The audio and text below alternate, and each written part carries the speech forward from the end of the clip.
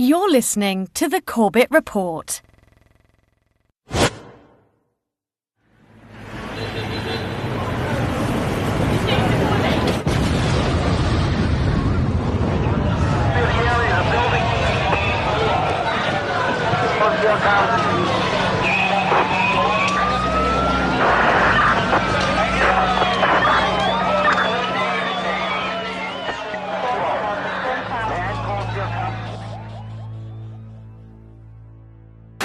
Al-Qaeda terrorist, September the 11th. Al-Qaeda, 9/11 hijackers, jihadist, terrorist organizations. Terror attack. Bin Laden. September 11th. Terrorist. The self-confessed mastermind. Osama bin Laden, the leader of Al-Qaeda. Al-Qaeda. Terrible new terrorist organization. September 11th. Our enemy is a radical network of terrorists and every government that supports them.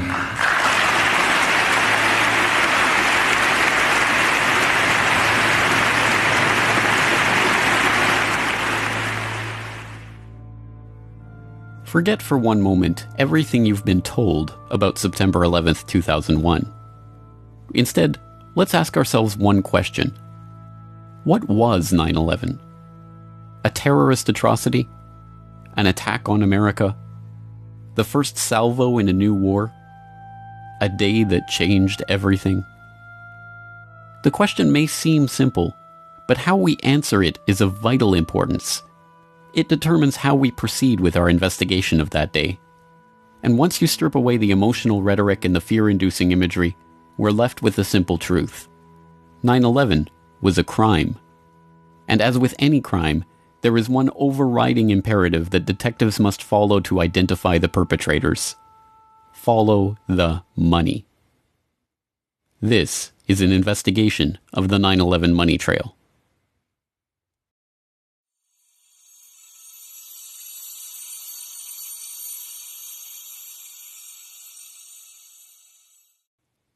In 1998, the Port Authority of New York and New Jersey agreed to privatize the World Trade Center, the complex of office towers in Lower Manhattan that they had owned and operated since their construction in 1973. In April 2001, an agreement was reached with a consortium of investors led by Silverstein Properties, and on July 24, 2001, Larry Silverstein, who already owned World Trade Center Building 7, signed a 99-year lease for the Twin Towers and Buildings 4 and 5. The lease was for $3.2 billion and was financed by a bridge loan from GMAC, the commercial mortgage arm of General Motors, as well as $111 million from Lloyd Goldman and Joseph Kerr, individual real estate investors. Silverstein Properties only put down $14 million of its own money. The deal was unusual in a variety of ways. Although the Port Authority carried only $1.5 billion of insurance coverage on the WTC complex, which earlier that year had been valued at $1.2 billion, Silverstein had insisted on doubling that amount, insuring the buildings for $3.55 billion. Silverstein's insurance broker struggled to put that much coverage in place and ultimately had to split it among 25 dealers. The negotiations were so involved that only temporary contracts were in place for the insurance at the time the lease was signed, and by September the contracts were still being finalized. Silverstein's group was also explicitly given the right to rebuild the structures if they were destroyed, and even to expand the amount of retail space on the site if rebuilding did take place. Within hours of the destruction of the Twin Towers on September 11th, Silverstein was on the phone to his lawyers, trying to determine if his insurance policies could construe the attacks as two separate insurable incidents rather than one. Silverstein spent years in the courts attempting to win $7.1 billion from his $3.55 billion insurance policy, and in 2007 walked away with $4.55 billion, the largest single insurance settlement ever. As soon as the deal was announced, Silverstein sued United and American Airlines for a further $3.5 billion for their negligence in the 9/11 attacks, a claim that was struck down by the courts but is still on appeal. Perhaps even more outrageously, in a secret deal in 2003, the Port Authority agreed to pay back 80% of their initial equity in the lease, but allowed the Silverstein Group to maintain control of the site. The deal gave Silverstein, Goldman, and Kerr $98 million of the $125 million they put down on the lease, and a further $130 million in insurance proceeds that were earmarked for the site's rebuilding. In the end, Silverstein profited from the 9/11 attacks to the tune of $4.5 billion and counting. But that's the 9/11 insurance heist you saw. There was a much deeper, more complex, and well-hidden heist that was taking place behind closed doors on September 11th, 2001, deep in the heart of the World Trade Center itself. Marsh & McLennan is a diversified risk, insurance, and professional services firm with over $13 billion in annual revenue and 57,000 employees. In September of 2001, 2,000 of those employees worked in Marsh's offices in the World Trade Center. Marsh occupied floors 93 to 100 of the North Tower, the exact area of the impact and explosion. In the year prior to 9/11, Marsh had contracted with Silverstream Software to create an electronic connection between Marsh and its clients for the purpose of creating paperless transactions. Silverstream had already built internet-based transactional and trading platforms for Merrill Lynch, Deutsche Bank, Bankers Trust, Alex Brown, Morgan Stanley, and other financial services firms that were later involved in 9/11, but this new project was unlike anything that had been attempted before. Richard Andrew Grove, the salesperson who handled the Marsh & McLennan project for Silverstream, explains. In 2000, Silverstream was contracted by Marsh to provide a technological solution beyond what we had done for any of the above-named companies, insofar as it would be used to electronically connect Marsh to its major business partners via internet portals for the purpose of creating paperless transactions and expediting revenue and renewal cycles, and built from the ground up at the client's site.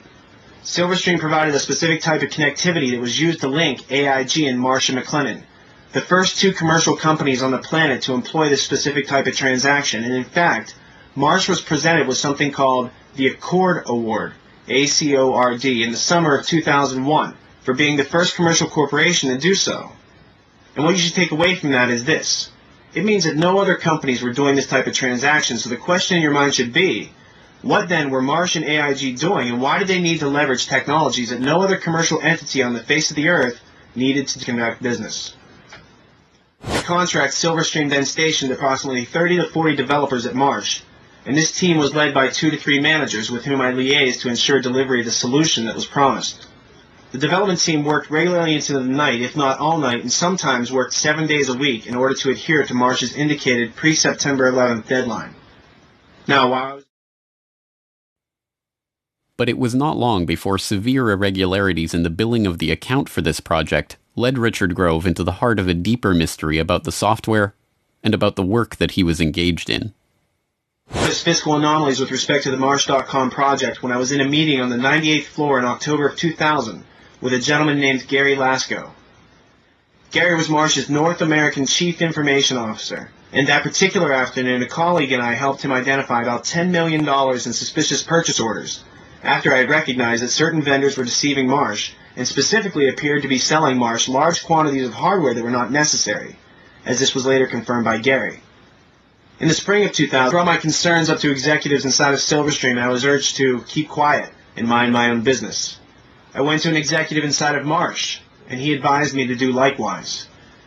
But then, I mentioned it to a few executives at Marsh who I could trust, like Gary Lasko, and Catherine Lee, Ken Rice, Richard Bruhart, and John Olthofer, people who became likewise concerned that something untoward was going on. The concerned colleagues I just mentioned were murdered on September 11th, and the executives who expressed dismay at my concerns are alive and free today because of it. I feel it's no coincidence as the Marsh executive who urged me to drop my line of inquiry made sure that his personnel, who I just mentioned, were in the office bright and early for a global conference call before the staff meeting upon which I was to intrude. A conference call which I was informed this executive in question conducted, but attended from the safety of his Upper West Side apartment. Although in getting The global conference call with Marsh's IT staff on the morning of 9/11, a meeting that included the staff who were investigating the suspicious billing on the Silverstream deal, was confirmed in a 2006 interview with Marsh's then Chief Information Officer, Ellen Clark. Richard Grove had been asked to attend the meeting, but was stuck in traffic on the way to the towers when the attack began. His friends at Marsh were not so lucky. 294 Marsh employees, including all of the participants in the conference call in the North Tower, died that morning. Meanwhile, the Marsh executive who had scheduled the meeting, the same one who had asked Grove to drop the issue of the billing anomalies, was safe in his apartment, attending the meeting via telephone. So what was the Marsh.com project really about? Why was it so important for it to be finished before September 11th? And what kind of transactions did it enable? More importantly, what information was lost when the data center on the 95th floor of the North Tower suffered a direct hit on 9/11 and the buildings were demolished? A partial answer comes from reports that emerged in late 2001 that a German firm, Convar, had been hired to reconstruct financial data from the hard disks recovered at Ground Zero. The firm talks about this work in its promotional videos. September the 11th, 2001. The whole world is in shock following the attacks on the World Trade Center. Convar has some solutions to offer.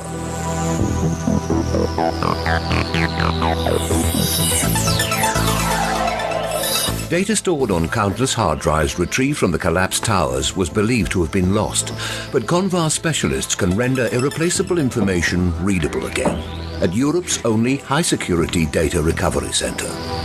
Burnt, crushed, or dirty storage media are ready to relinquish their secrets by the time we finish with them. More details about the work comes from an IDG news service story posted to CNN.com in December 2001. Under the headline, "Computer disk drives from WTC could yield clues," the article notes, "An unexplained surge in transactions was recorded prior to the attacks, leading to speculation that someone might have profited from previous knowledge of the terrorist plot by moving sums of money. But because the facilities of many financial companies processing the transactions were housed in New York's World Trade Center, destroyed in the blasts, it has, until now, been impossible to verify that suspicion." A Reuters article from the same time, later posted to Convar's website, offers revealing glimpses into the investigation's early results. It quotes Peter Herschel, Convar's director at the time. "The suspicion is that inside information about the attacks was used to send financial transaction commands and authorizations in the belief that amid all the chaos the criminals would have, at the very least, a good head start. Of course, it is also possible that there were perfectly legitimate reasons for the unusual rise in business volume. It could turn out that Americans went on an absolute shopping binge on that Tuesday morning. But at this point, there are many transactions that cannot be accounted for. Not only the volume, but the size of the transactions was far higher than usual for a day like that.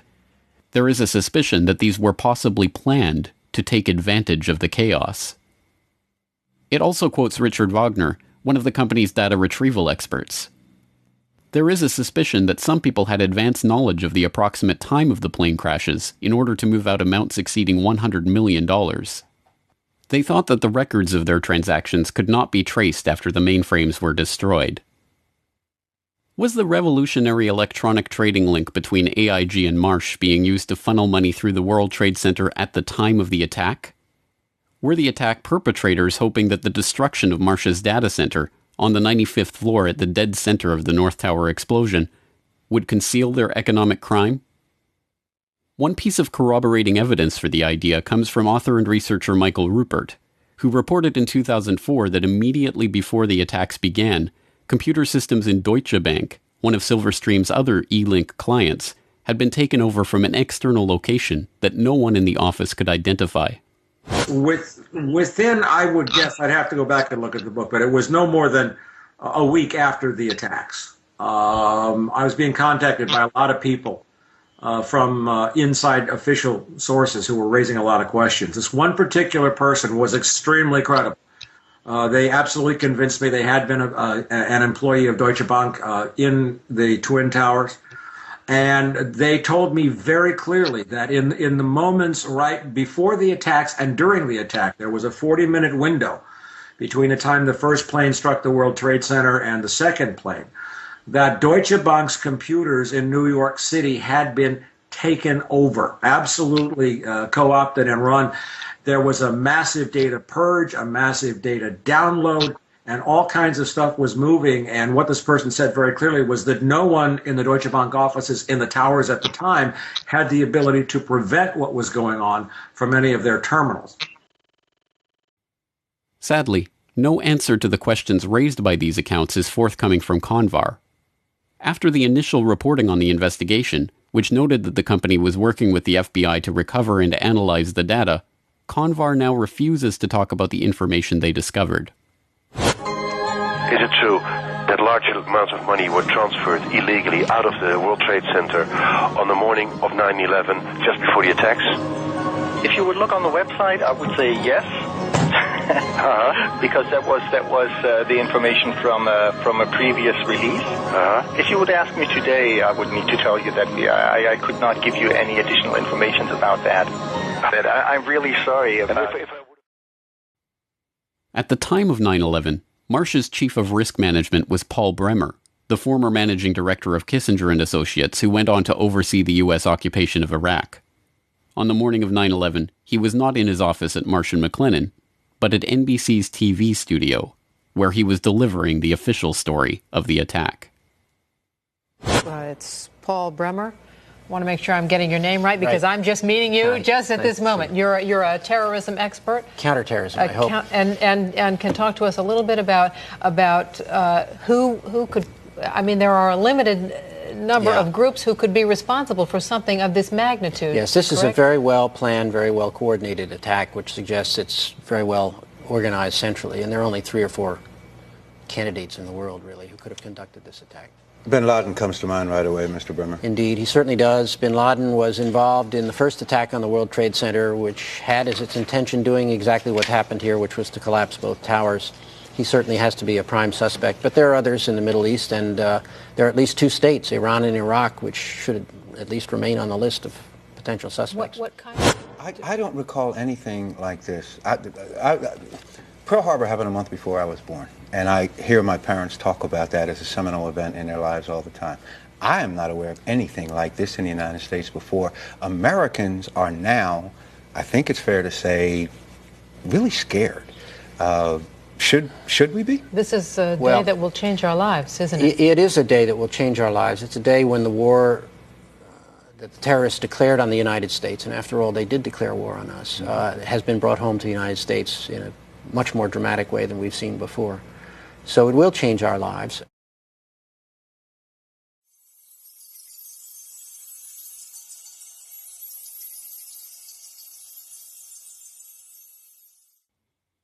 On September 12, 2001, before the dust had even settled on Ground Zero, the Securities and Exchange Commission opened an investigation into a chilling proposition: that an unknown group of traders with advanced knowledge of the 9/11 plot had made millions betting against the companies involved in the attacks. What many Wall Street analysts believe is that the terrorists made bets that a number of stocks would see their prices fall. They did so by buying what are called puts. If you bet right, the rewards can be huge. The risks are also huge, unless, of course, you know something bad is going to happen to the company you're betting against. This could very well be insider trading at the worst, most horrific, most evil use you've ever seen in your entire life. One example, United Airlines. The Thursday before the attack, more than 2,000 contracts betting that the stock would go down were purchased. 90 times more in one day than in 3 weeks. When the markets reopened, United stock dropped. The price of the contracts soared, and someone may have made a lot of money fast. $180,000 turns into $2.4 million when that plane hits the World Trade Center. It's almost the same story with American Airlines. That's a 5-fold increase in the value of what was a $337,000 trade on Monday. All of a sudden becomes what? $1.8 million. And there's much more, including an extraordinarily high number of bets against Morgan Stanley and Marsh & McLennan, 2 of the World Trade Center's biggest tenants. Could this be a coincidence? This would be one of the most extraordinary coincidences in the history of mankind if it was a coincidence. Although the put options on American and United Airlines are usually cited in reference to the 9/11 insider trading, these trades only represent a fraction of the suspicious trades leading up to the attack. Between August 20th and September 10th, abnormally large spikes in put option activity appeared in trades involving dozens of different companies whose stocks plunged after the attack, including Boeing, Merrill Lynch, JP Morgan, Citigroup, Bank of America, Morgan Stanley, Munich Re, and the AXA Group. Traders weren't just betting against the companies whose stocks dove after 9/11, however. There was also a 6-fold increase in call options on the stock of defense contractor Raytheon on the day before 9/11. The options allowed the traders to buy Raytheon stock at $25. within a week of the attack, as the American military began deploying the Raytheon-supplied Tomahawk missiles they would eventually use in the invasion of Afghanistan, the company's share price had shot up 37% to over $34. The SEC weren't the only ones interested in this particular 9/11 money trail either. Investigations into potential insider trading before the attacks were opened by authorities around the globe, from Belgium to France to Germany to Switzerland to Japan. It wasn't long before this global financial manhunt started yielding clues on the trail of the terror traders. On September 17th, Italian Foreign Minister Antonio Martino, addressing Italian Consob's own investigation into potential 9/11 trading, said, "I think there are terrorist states and organizations behind speculation on the international markets." By September 24th, the Belgian finance minister was confident enough to publicly announce Belgium's strong suspicions that British markets may have been used for transactions. The president of Germany's central bank was the most adamant. "What we found makes us sure that people connected to the terrorists must have been trying to profit from this tragedy." These foreign leaders were not alone in their conviction that insider trading had taken place. University of Chicago finance professor George Constantinides, Columbia University law professor John Coffey, Duke University law professor James Cox, and other academics, as well as well-known options traders like John Najarian, all expressed their belief that investors had traded on advanced knowledge of the attacks. The scale of the SEC investigation was unprecedented, examining over 9.5 million securities transactions, including stocks and options in 103 different companies trading in 7 markets, 32 exchange-traded funds, and stock indices. The probe drew on the assistance of the legal and compliance staff of the 20 largest trading firms and the regulatory authorities in 10 foreign governments. The Commission coordinated its investigation with the FBI, the Department of Justice, and the Department of the Treasury. The results of this investigation? We have not developed any evidence suggesting that those who had advanced knowledge of the September 11th attacks traded on the basis of that information. Although this sounds like the investigation did not find evidence of insider trading, a second look reveals the trick. They are not saying that there was no insider trading, only that there is no evidence that those who had advanced knowledge of the September 11th attacks participated in such trading. But this begs the question, who had that advanced knowledge, and how did the SEC determine this? The 9/11 Commission report begs the question even more blatantly in their treatment of the anomalous put option activity on United Airlines stock on September 6th. 95% of the puts were placed by a single US-based institutional investor with no conceivable ties to Al-Qaeda. Again, it is taken as a foregone conclusion that a lack of ties to Al-Qaeda means there could not have been advanced knowledge of the attack, even if the evidence shows that insider trading took place. To be sure, insider trading almost certainly did take place in the weeks before 9/11. Although some have used the Commission report to conclude that the story was debunked, the intervening years have seen the release of not one, not two, but 3 separate scientific papers concluding with high probability that the anomalous trading was the result of advanced knowledge.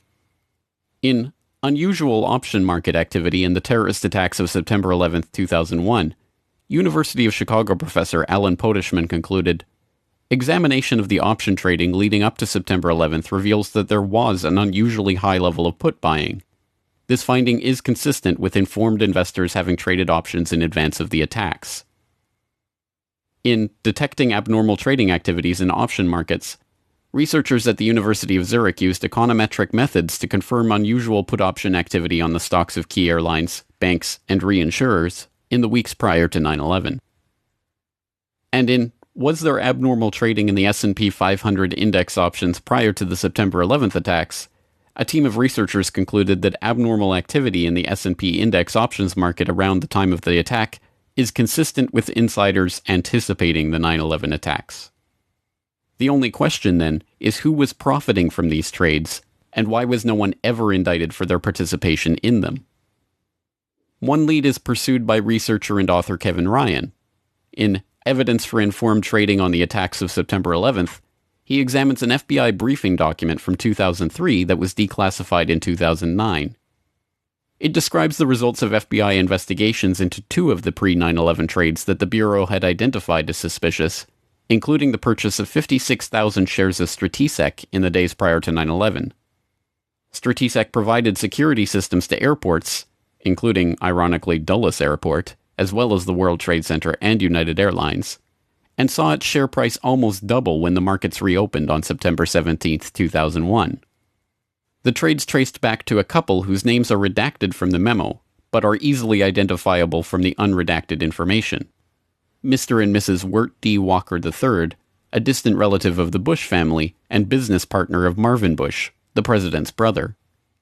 The document notes that the pair were never even interviewed as part of the investigation because it had revealed no ties to terrorism or other negative information. In addition to begging the question, this characterization is provably false, as Ryan noted in a conversation with financial journalist Lars Schall. Wirt Dexter Walker at Strategic hired several people from a company called the Carlyle Group. And the Carlyle Group had bin Laden family members as investors.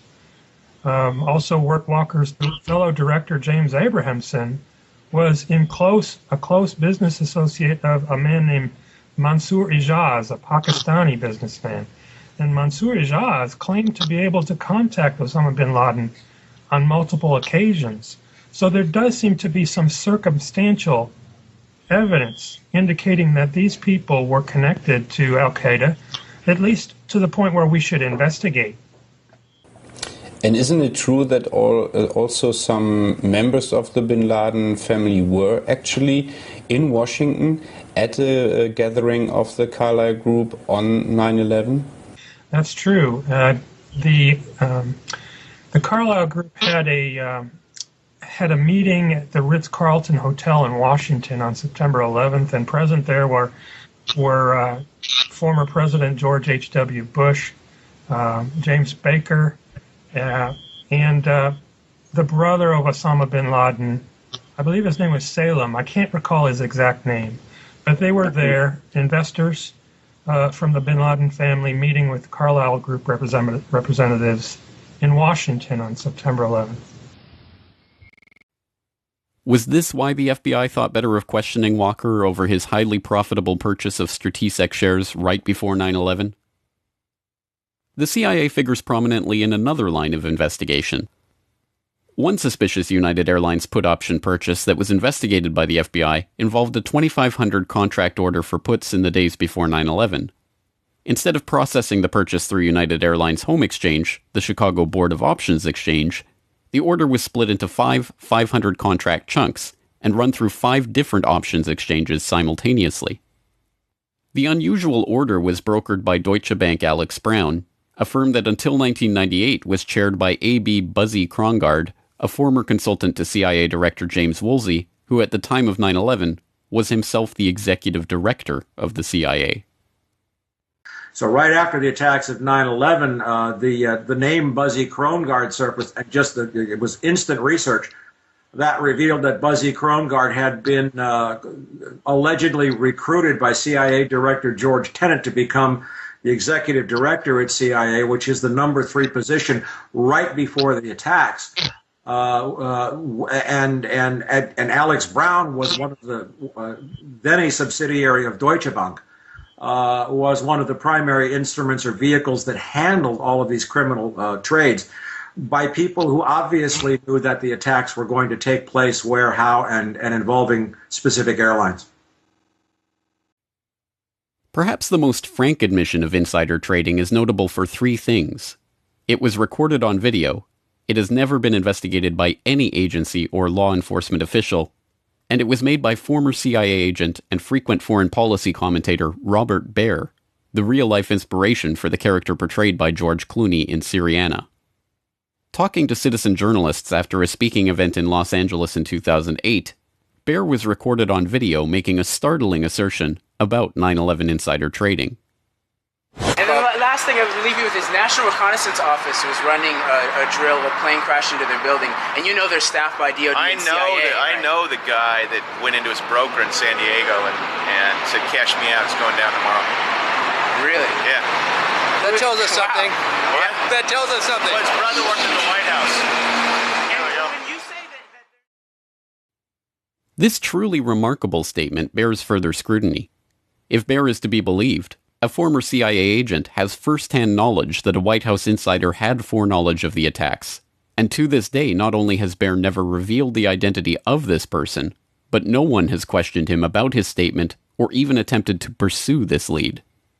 So how is it possible that the SEC overlooked, ignored, or simply chose not to pursue such leads in their investigation?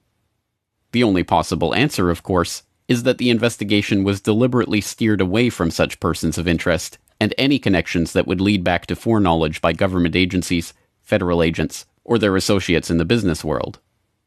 Unfortunately, we will likely never see documentary evidence of that from the Commission itself. One researcher requesting access under the Freedom of Information Act to the documentary evidence that the 9/11 Commission used to conclude that there had been no insider trading received a response that stated that the potentially responsive records have been destroyed. Instead, we are left with sources that refuse to be identified, saying that CBOE records of pre-9/11 options trading have been destroyed, and second-hand accounts of traders who had heard talk of an event in advance of 9/11. In a roundabout way, perhaps the 9/11 Commission reveals more than it lets on when it tries to dismiss key insider trades with the pithy observation that the traders had no conceivable ties to Al-Qaeda. If those with foreknowledge of the attacks weren't connected to Al-Qaeda, what does that say about the identity of the real 9/11 perpetrators? ABC News has now learned that the Chicago Board of Options Exchange launched their investigation into the unusual trading last week. That may have given them enough time to stop anyone from profiting from death here in the U.S. It may also give investigators, Peter, a hot trail that might lead them to the terrorists. Thanks very much. As a reminder of the complications here, though, the Secretary of the Treasury said today of this investigation, you've got to go through 10 veils before you get to the real source. Yep. Thanks, Antonio.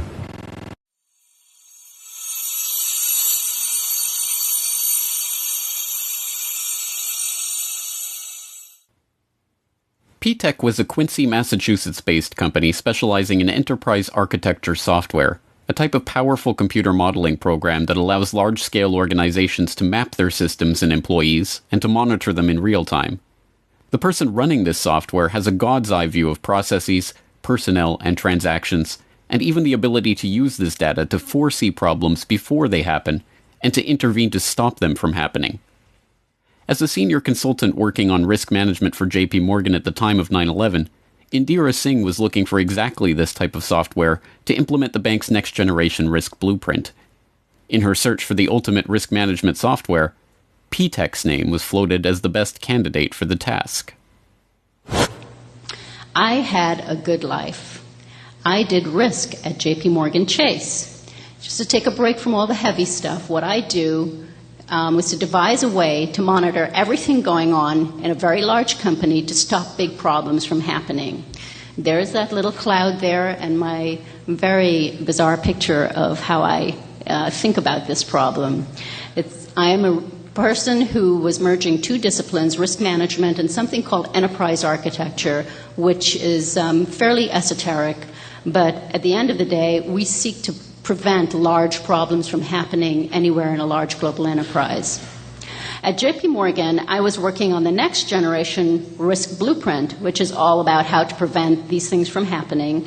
Bad business practice such as money laundering, road trading, and massive computer failures, anything you could imagine would go wrong. I had a lot of leeway consulting as a senior risk architect to think out of the box and actually get my ideas implemented. I was funded out of a strategic fund. I reported to the directors, and I was pretty happy. JP Morgan thought very highly of me, and they were thinking of funding, in conjunction with my project in DC, the next generation risk software. What I needed to do, what I did, was a really smart piece of software. Really, really smart. Its job would be to think about all the information, and this is where you may connect a dot. The job of this software would be to think about all the information that represented what was going on in the enterprise at any given time as bank business was being transacted worldwide. For example, it would be a surveillance software that would look for trading patterns that indicated someone was up to no good, and then do something about it. Send a message somewhere, send the transaction information somewhere, perhaps shut their system down, perhaps shut another system down, perhaps start something else up elsewhere. This kind of capability is very, very essential in today's world. However, this kind of software is not found in Microsoft or not even in IBM. A small group of very esoteric software companies make this kind of enterprise software, and it is very pricey. So you can't afford to pick wrong. And I asked all my colleagues who are industry gurus what would they recommend for this. My buddies recommended P-Tech. Indeed, it's not difficult to see why P-Tech came so highly recommended. Given the nature of this sensitive risk management work, only a company with experience delivering software to large-scale organizations with secrets to protect would fit the bill, and in this regard P-Tech did not disappoint. Their client roster included a veritable who's who of top-level corporate and governmental clients: the FBI, the IRS, NATO, the Air Force, the Naval Air Command, the Departments of Energy and Education, the Postal Service, the U.S. House of Representatives, the Department of Defense, the Secret Service, even the White House. From the inner sanctum of the White House to the headquarters of the FBI, from the basement of the FAA to the boardroom of IBM, some of the best secured organizations in the world, running on some of the most protected servers housing the most sensitive data, welcomed P-Tech into their midst.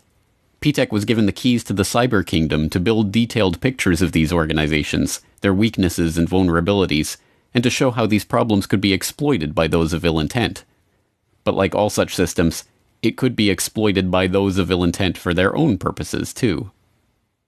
Given the nature of the information and secrets being kept by its clients, it should come as no surprise that many of P-Tech's top investors and employees were men with backgrounds that should have been raising red flags at all levels of the government. And as it turns out, at least one of these men did raise red flags with a pair of diligent FBI field agents.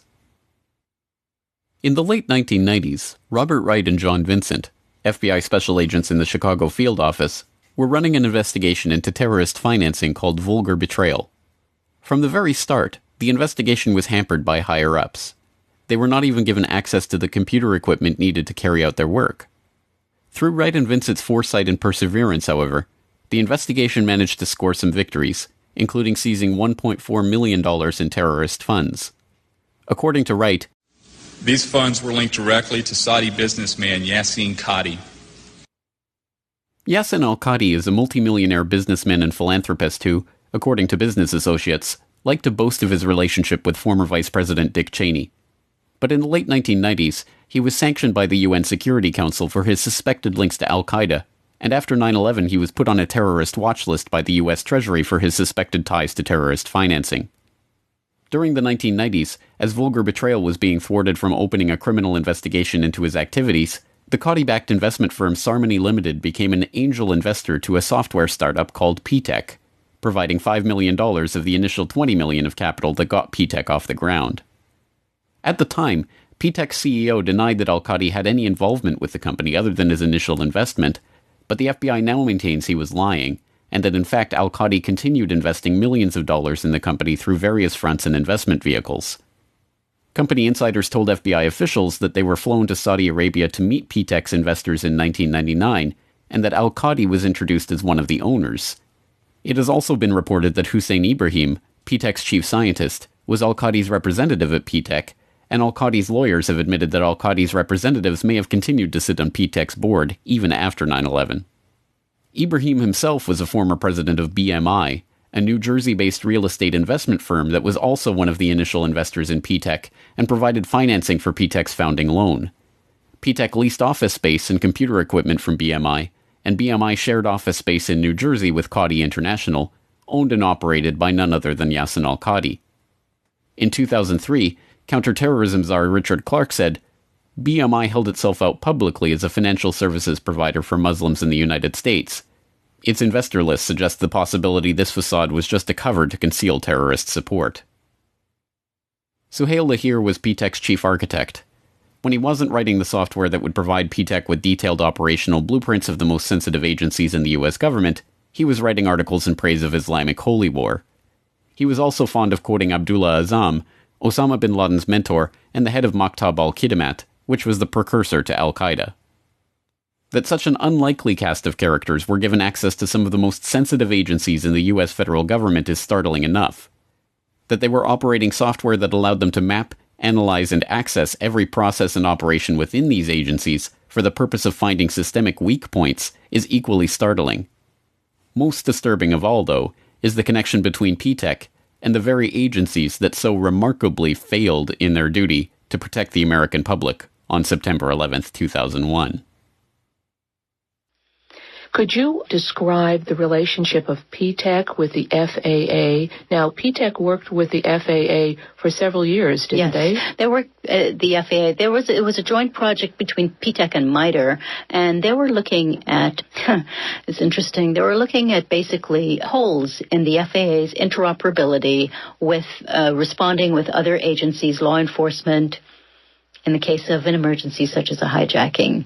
So they were looking for the escalation process, what people would do, how they would respond in case of an emergency, and find the holes and make recommendations to fix it.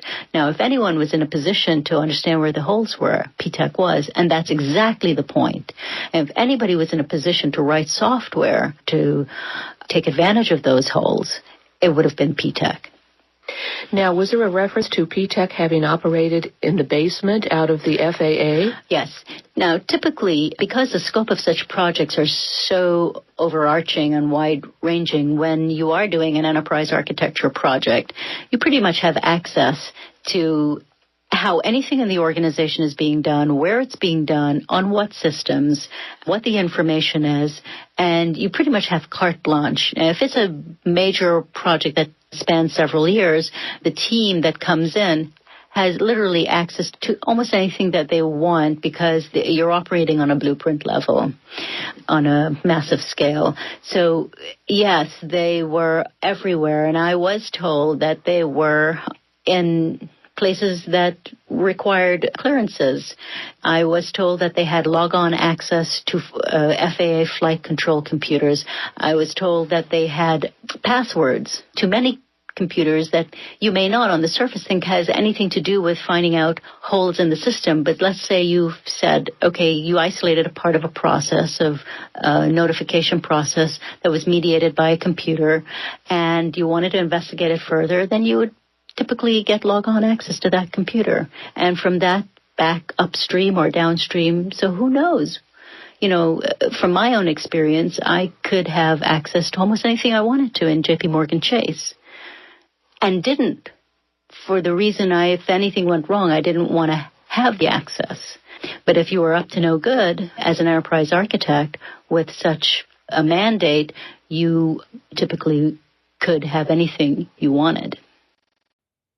So who was really behind P-TECH? Did Ziadi, Ibrahim, and the others somehow evade the due diligence of all of the government agencies and multinational corporations that P-TECH contracted with? Did P-TECH just happen to end up working on the interoperability of the FAA and the Pentagon systems on the morning of 9/11? Did al-Qadi's friend Dick Cheney really know nothing of Qadi's connections or activities? Was this all some devious al-Qaeda plot to infiltrate key systems and agencies of the US government? Not according to the people who were really investigating the company. So what did the 9/11 Commission have to say about P-TECH? Absolutely nothing. The co-chair of the commission, Thomas Kane, had been involved in a $24 million real estate transaction with BMI, one of the P-TECH investors, but no mention was made of that at the time, and the commission never looked into P-TECH or its activities on 9/11. Meanwhile, Cheney's friend al-Qadi has since been removed from the Swiss, European, UN Security Council, and US Treasury terrorist sanctions lists. And Robert Wright? After Vulgar Betrayal was shut down, the FBI did eventually raid P-TECH's offices in December of 2002, but not before the company was given 2 weeks advance warning of the raid. The very next day, then Homeland Security Chief Tom Ridge declared that P-TECH in no way jeopardizes the security of the country. Osama Ziadi is still wanted by the FBI for lying about al-Qadi's involvement with the company, but the case is now cold. To the families and victims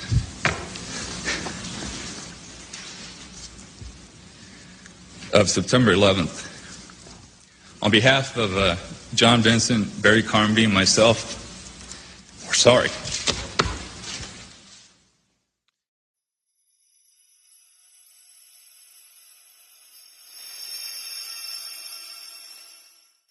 The topic today is an adversary that poses a threat, serious threat to the security of the United States of America.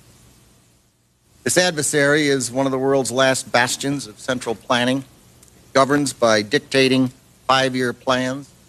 From a single capital, it attempts to impose its command across time zones, continents, oceans, and beyond. With brutal consistency, it stifles free thought and crushes new ideas. It disrupts the defense of the United States and places the lives of men and women in uniform at risk.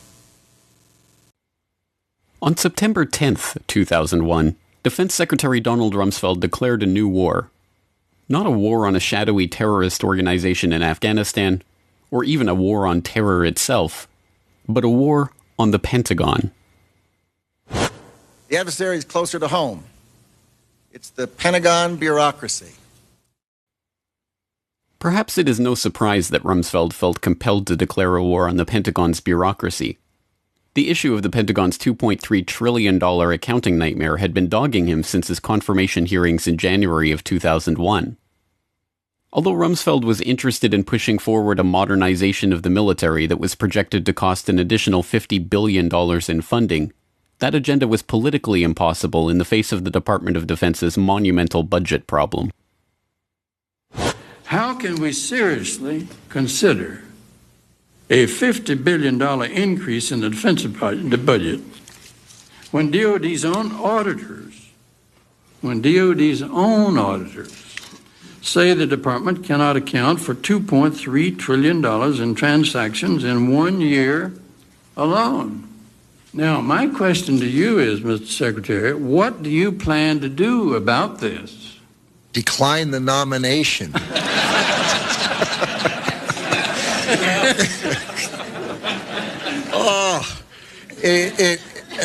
Senator, I have heard... I don't want to see you do that.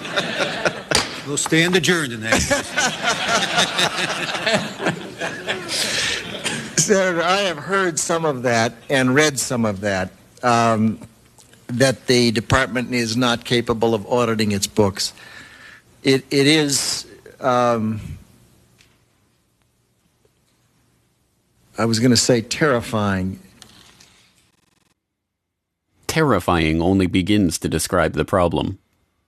The Department of Defense's own Inspector General report for fiscal year 1999 noted that the Defense Finance and Accounting Service had processed $7.6 trillion of department-level accounting entries in that year.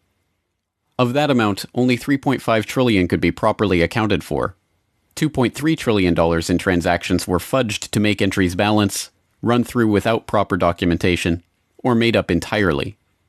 The Inspector General's office did not even examine the other $1.8 trillion in transactions because they did not have adequate time or staff to review them. In 2002, one DFAS accountant blew the whistle on the problem and the cover-up that was underway to stop investigators from finding out where the money went. According to some estimates, we cannot track $2.3 trillion in transactions. $2.3 trillion with a T.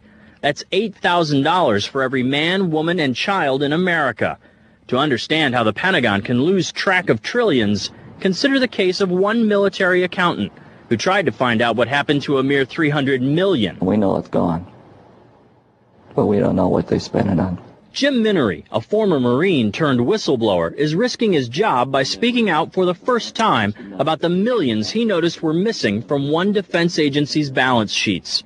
Minery tried to follow the money trail, even crisscrossing the country looking for records. The director looked at me and he says, "Why do you care about this stuff?" It took me aback, My supervisor asked me why I care about doing a good job. So he was reassigned and says officials then covered up the problem by just writing it off. As controller of the Pentagon from 2001 to 2004, Dov Zakheim was the man tasked with solving this problem. There are all kinds of long-standing rules and regulations about what you can do and what you can't do. I know Dr. Zakheim's been trying to hire CPAs because the financial systems of the department are so snarled up that we can't account for some $2.6 trillion in transactions that exist, if that's believable. And yet we're told that we can't hire CPAs to help untangle it in many respects.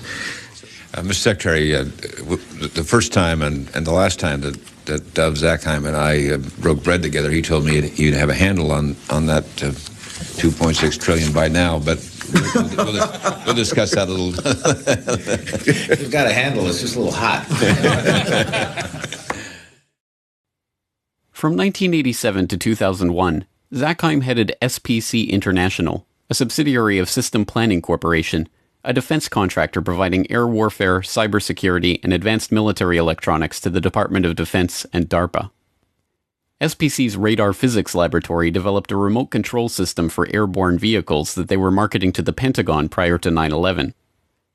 Zakheim was also a participant in drafting Rebuilding America's Defenses, a document that called for a sweeping transformation of the U.S. military, including the implementation of the $50 billion missile defense program and increased use of specialized military technologies.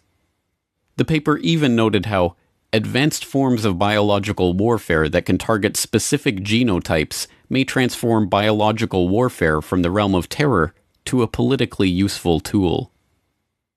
Rebuilding America's Defenses was a white paper produced by the Project for the New American Century, a group founded in 1997 with the goal of projecting American global dominance into the 21st century. Joining Zakheim in the group were a host of other neocons who ended up populating the Bush administration, including Dick Cheney, Paul Wolfowitz, Richard Pearl, Jeb Bush, and Donald Rumsfeld.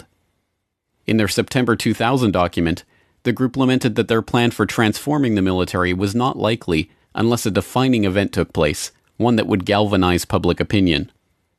The process of transformation, even if it brings revolutionary change, is likely to be a long one, absent some catastrophic and catalyzing event, like a new Pearl Harbor.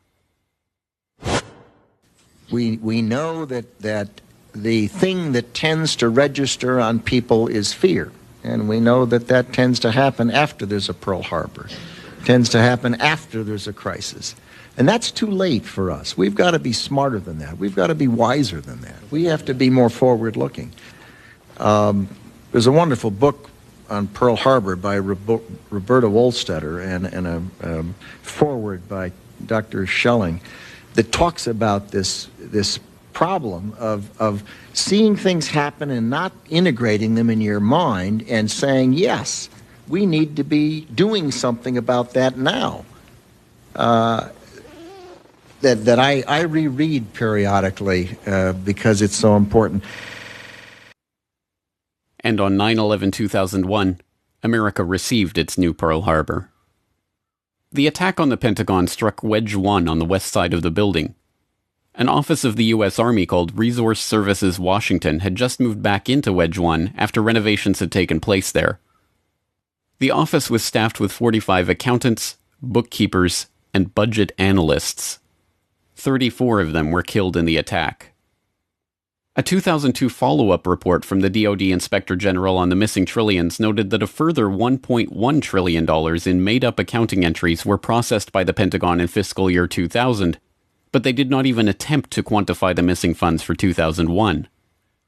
The Secretary of the Army, Thomas White, later explained they were unable to produce a financial report for 2001 at all, due to the loss of financial management personnel sustained during the September 11th terrorist attack.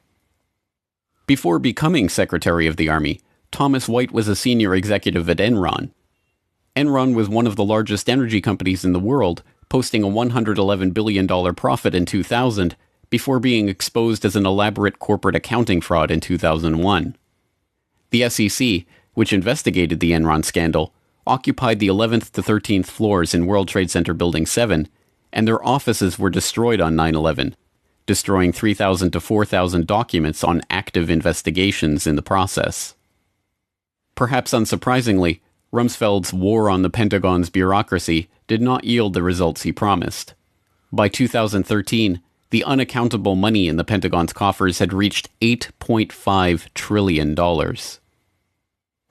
The latest scandal to hit Washington comes from a report revealing the Pentagon misplaced $8.5 trillion. Military leaders have also been found ordering subordinates to doctor books to hide the missing money. This is the conclusion of a special report by Reuters. One former Pentagon employee, Linda Woodford, said she spent 15 years there falsifying financial records. Woodford had a job checking Navy accounting records against figures supplied by the Treasury Department. She said money was missing from the report every month. And national security expert Steve Miles is here with me to help us crunch these numbers. $8.5 trillion unaccounted for. It's a lot of money. This is the kind of thing that you would think would bring Capitol Hill to a screeching halt. There'd be hearings kind of almost daily. You'd have various committees looking into it. None of that. It just leads to massive waste, and there can be all sorts of fraud that you don't know about. Just one example, when the Inspector General looked at Iraq, which was, a lot of money, but in the grand scheme, just a portion of the money the U.S. spends. What they found was about $50 billion of the money the U.S. spent there was wasted. And about $6 billion was completely lost. They had no idea where it went. It was completely unaccounted for. But put that in perspective, that's about this amount of money that other countries would spend on their defense in a year total. And that's just the loose pocket change that we lost in the couch. One thing I found very interesting in this report is that the Pentagon apparently uses a standard operating procedure to enter false numbers or so-called plugs to cover lost or missing information in their accounting in order to submit a balanced budget to the Treasury. So they can write in everything. That's probably the most shocking part of this, is that they get to the end of the day and they say, oh, there's money missing. What do we do? Well, we'll just put a number in there that says it's there and we'll sort it out later. I mean, again, this is the type of operating practice that if you did it in your own business, if you tried to do it with your own taxes for the government, they'd haul you off to jail. But then, given that the trillions have never been accounted for, and given that American defense spending soared to record levels after the attack, perhaps Rumsfeld's war on the Pentagon, the one he announced on September 10th, was successful after all. And perhaps September 11th was the key battle in that war. Some might ask, how in the world could the Secretary of Defense attack the Pentagon in front of its people? To them I reply, I have no desire to attack the Pentagon. I want to liberate it.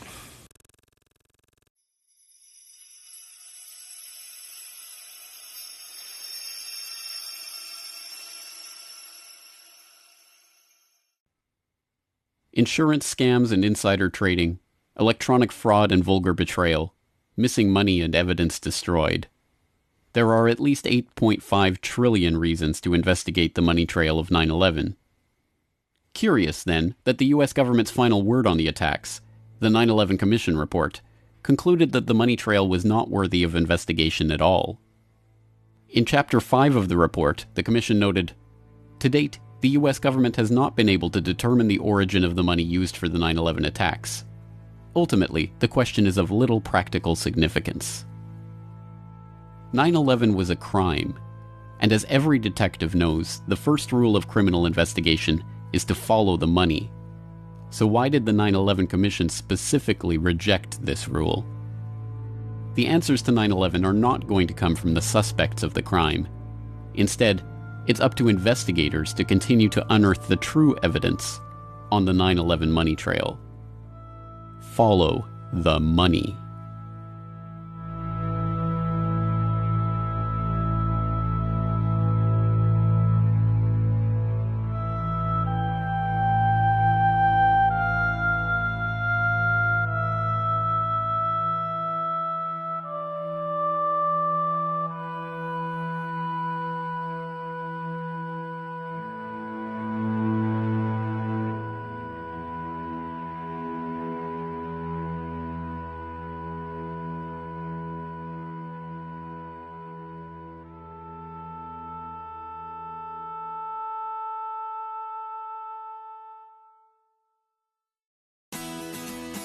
The Corbett Report is brought to you by the Corbett Report subscriber, a weekly newsletter featuring James Corbett's International Forecaster editorial, recommended reading and viewing, discounts on Corbett Report DVDs, and once a month, a subscriber-only video. Sign up today to start receiving your copy at corbettreport.com/support.